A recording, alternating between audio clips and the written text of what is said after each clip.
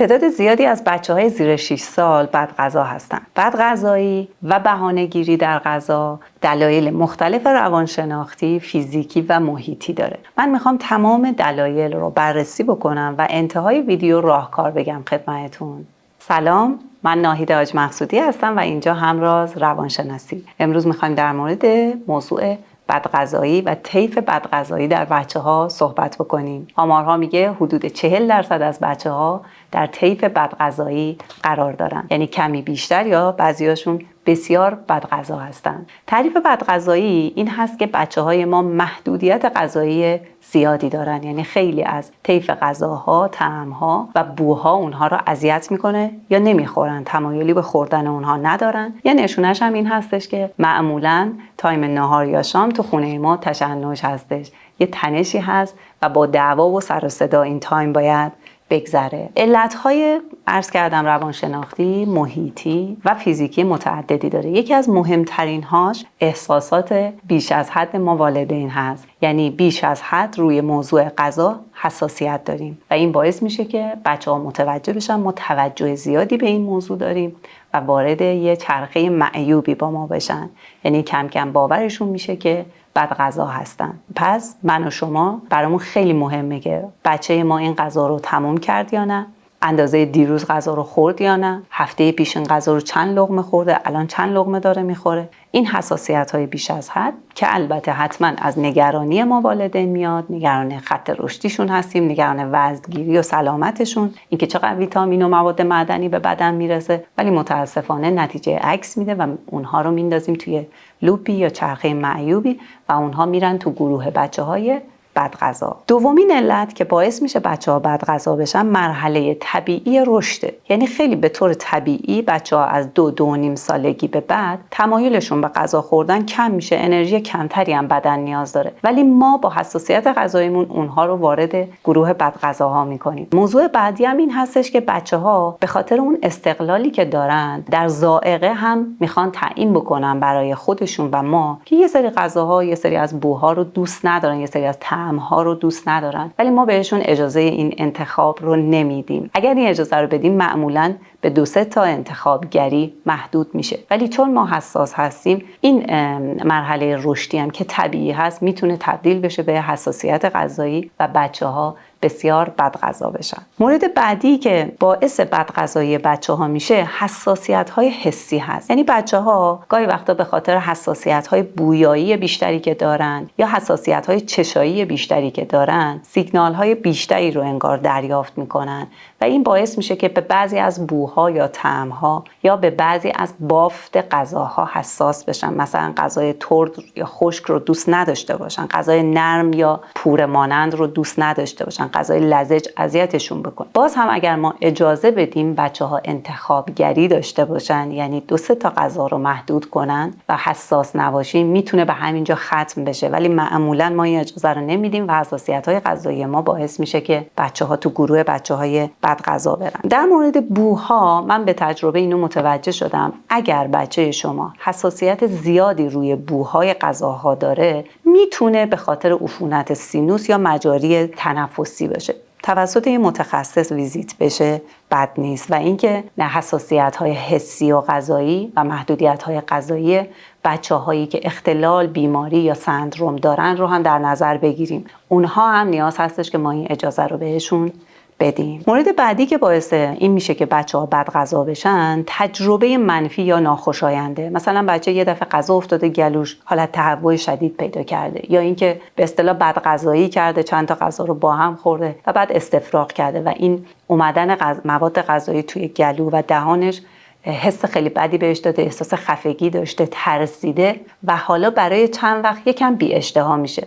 اگر ما صبوری داشته باشیم و اجازه بدیم پروسش طی بشه دوباره برمیگرده به حالت عادی، ولی باز هم حساسیت غذایی ما، نگرانی ما باعث میشه که از همین تاریخ بچه بره تو گروه بچه‌های بدغذا. علت بعدی که باعث میشه بچه‌ها بدغذا بشن الگوی غذایی نامناسب خانواده هاست، یا خواهر برادر بزرگترشون یا خودمون پدر مادرها الگوی خوبی براشون نبودیم. مورد بعدی که نقش داره، البته نه به اندازه عوامل محیطی و تربیتی، عامل ژنتیک هستش. یعنی تحقیقات و پژوهش‌ها این رو ثابت کردن که میزانی از طعم و ذائقه و تمایل به غذاها و دوست داشتن بوها میتونه ژنتیکی باشه.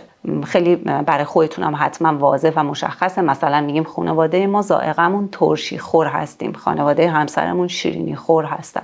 پس این اجازه رو به فرزندمونم بدیم اگر ژنتیکی بعضی از طعم‌ها رو دوست نداره و الان میخواد اونها رو دیگه محدود بکنه. و مورد آخر مشکلات عاطفی، روحی و روانی هستند که باعث میشه بعضی بچه‌ها در گروه بچه‌های بدغذا قرار بگیرن بدون اینکه ما حواسمون باشه که فضای خونه متشنجه، مشکلی داره اون بچه که باعث میشه سطح استرس و اضطرابش بره بالا و یا احساس تنهایی، غم و افسردگی داشته باشه و به خاطر اینا تمایل به غذا نداره. اگر که این مورد هست بهتره که با روانشناس صحبت بکنیم یا اینکه خودمون حواسمون به شرایط خونه باشه، شرایط روحی روانی درست بشه، تمایل به غذا هم برمیگرده. ویدیو رو با من همراه باشید که بریم سراغ راهکارها. اگه ویدیو رو تا اینجا دوست داشتید، بزرگترین کمکی که میتونید به کانال یوتیوب همراز بکنید لایک کردن این ویدیو هستش. متشکرم. و اما بریم سراغ راهکارها. چه به دلیل اول چه به دلایل بعدی که گفتم بچه شما بدغذا یا بهانه‌گیر باشه توی غذا خوردن،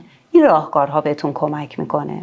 اولین راهکار اینه که لطفاً برای چند هفته حساسیتتون رو از روی این موضوع بردارید. یه الگوی اطراف خودتون پیدا کنید از این مامانایی که خیلی حساس نیستن روی غذا و مثلا اگر که غذایی که پختیم رو بچه میل نداره بهش میگن که اشکال نداره، نون ماستم هست، میتونم برات نیمرو درست کنم، میتونی خرما بخوری، میخوای یه شربت آب لیمو برات درست بکنم. پس حساسیت غذاییتون رو کم بکنید و منعطف باشید تو این قضیه. و حواسمون باشه آمارها میگه حدود 40% از بدغذایی بچه‌ها به خاطر دلیل اوله، یعنی اینکه ما حساسیت غذاییمون رو اگر از روی بچه‌ها برداریم خیلی از مشکلات بدغذایی بچه‌ها حل میشه. راهکار بعدی اینه که خلاق باشیم، یعنی اینکه مواد غذایی رو در ترکیبشون خلاقیت به خرج بدیم، در درست کردن غذاها، در تزیین غذاها خلاقیت به خرج بدیم. منظورمون یه تزیین مجلسی و شیک برای مهمونی نیستش. از سبزیجات رنگی استفاده بکنیم، لبخندی، گلی، حیوانی، شکل غذا درست بکنیم کنار غذاها یا با غذاها به اون شکل در بیاریم. یا خیلی وقتا مراجعین به من میگن که مثلا ما میایم قصه درست میکنیم با اون مواد غذایی. یا یه مراجعه به من میگفتش که من اومدم یکی دو تا از مواد غذایی یه غذایی رو عوض کردم، با بچه‌ها در جریان بودن و براش یه اسم جدید گذاشتیم. پس خلاق باشیم و فقط با همون روشی که داریم فکر میکنیم یعنی این غذا هست و باید این غذا خورده بشه، فکر نکنیم این روش درستی هستش. کار دیگه ای که خیلی کمکمون میکنه اینه که چند تا ظرف کوچیک رنگی داشته باشیم و وسط میز خونه قرار بدیم بدون اینکه به بچه‌ها چیزی بگیم. خودمون طی روز که میریم و میان یه دونه از اون تنقلات سالمی که درون اون ظرف هست بخوریم. خرما، پسته، بادوم، کشمش، توت خشک، برگه های میوه ها، برگه زردآلو، آلوچه، تنقلات سالم توی این ظرف باشه. پس اگه بچه شما هر دفعه که میره و میاد دو تا دونه از اونا بخوره و اصلا غذا نخوره، دو تا اتفاق میفته. یکی اینکه اصلا گرسنه نیست و نگرانی شما میتونه حل بشه. دو اینکه از اون چرخه معیوبی که گفتیم خارج میشه. فقط کافیه که صبور باشین. راهکار بعدی اینه که سعی کنید اگر بچه‌تون خصوصا بدغذاست تنقلات فروشگاهی رو بذارید کنار، به خاطر شکر، به خاطر پروسه درست شدنشون، به خاطر مواد نگهدارنده و مسائلی که داره. نباشه توی خونه و تنقلات سالم، میوه ها، مغز تنقلات بهتری هستن. مورد بعدی اینه که بچه‌ها رو در پروسه غذا درست کردن ازشون کمک بگیریم. یعنی اینکه بیا تا کاهوها رو من میشورم، تو هم خیار رو حلقه بکن، بیا سبزی رو با هم بشوریم، بیا پیاز داغ رو برام هم بزن، بیا این کدو رو کمکم بکن سرخ بکن. بچه‌ها وقتی غذا رو خودشون درست میکنن یا توش سهم دارن حتما بیشتر تمایل دارن اون غذا رو بخورن. یا گاهی وقتا فقط اسم غذا رو ازشون بپرسیم، خب امشب دوست داری چی شام درست بکنن؟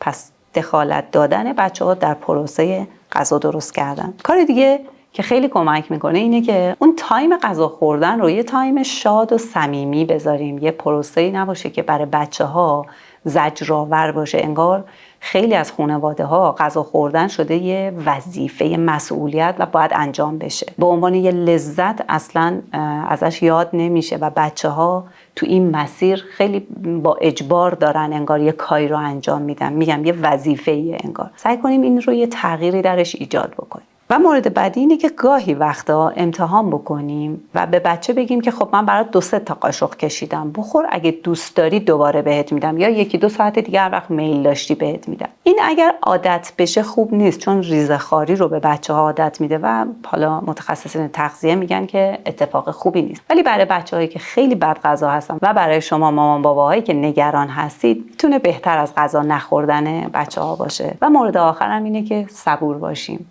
اگر خودمون اشتباه و خطا داشتیم یا بنا به دلایل دیگه‌ای که گفتم مثل ژنتیک، حساسیت‌های غذایی یا هر چیز دیگه‌ای بچه ما امروز بد غذاست یا بهانه‌گیر هست، نیاز به صبوری ما داره. و در انتهای ویدیو خیلی مختصر و سریع میگم چه کارهایی رو نکنیم. چه کارهایی رو نکنیم که بچه‌ها بد غذا نشن یا اگر بد غذا هستن بدتر نشن. مهم‌ترینش اینه که از خوراکی‌های ناسالم کمک نگیریم. غذاتو بخور که بستنی بخوری. سالادتو بخور که بهت کیک بدم. غذای جداگونه درست نکنیم. ما وظیفه داریم یه غذا درست بکنیم، یه نهار، یه شام. اگر میل به غذا نداری، غذای جایگزین سالم هستش. از تلویزیون و گوشی موبایل استفاده نکنیم. عادت غذایی بد ایجاد میکنه و اینجور که متخصصین تغذیه میگن ارزش مواد غذایی هم به بدن نمیرسه. و مورد بعدی اینه که اجبار و فشار برای غذا خوردن نذاریم. هم بچه از غذا خوردن و این پروسه متنفر میشه در صورتی که یک لذت هست، هم این که با ما وارد بازی میشه. و مورد آخر این که از کلمات منفی استفاده نکنیم. بد غذایی، چقدر ادا در میاری، یا داریم با تلفن صحبت میکنیم با مامانمون، با خواهرمون و داریم گزارش میدیم که هر غذایی که درست میکنم نمیخوره، بهونه میگیره. گفتن این کلمات و جمله ها ممنوعه. یه پلیلیستی داره به شما پیشنهاد میشه. اگر به ویدیوهای علمی این چنینی در حوزه مسائل روانشناختی کودک علاقه دارید، پیشنهاد میکنم که حتما این ویدیو رو ببینید.